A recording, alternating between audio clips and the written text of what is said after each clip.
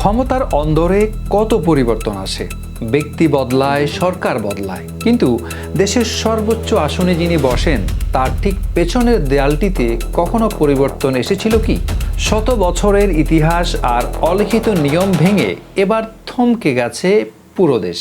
প্রধানমন্ত্রীর কার্যালয়ে প্রধানমন্ত্রী তারেক রহমান যখন কাজের জন্য বসলেন, সবার চোখ আটকে গেল তার ঠিক পেছনের দেয়ালে।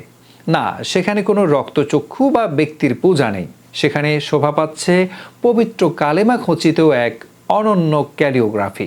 আমাদের রাজনৈতিক সংস্কৃতিতে এক অদৃশ্য শিকল ছিল।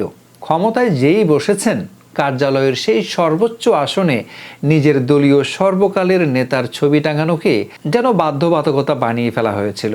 ব্যক্তি পূজার সেই বন্দিদশা শুধু বাংলাদেশে নয়, পুরো এশিয়া, মধ্যপ্রাচ্য, এমনকি ইউরোপেও এক চরম সত্যরূপ নিয়েছিল।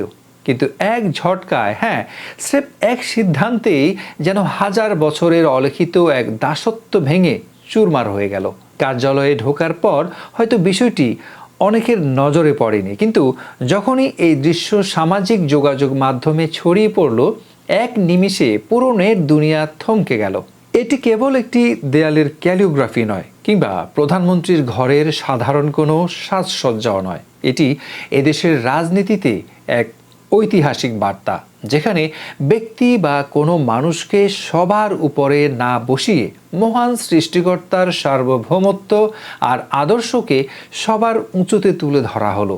প্রথা ভাঙা সহজ, কিন্তু ইতিহাস তৈরি করা কঠিন।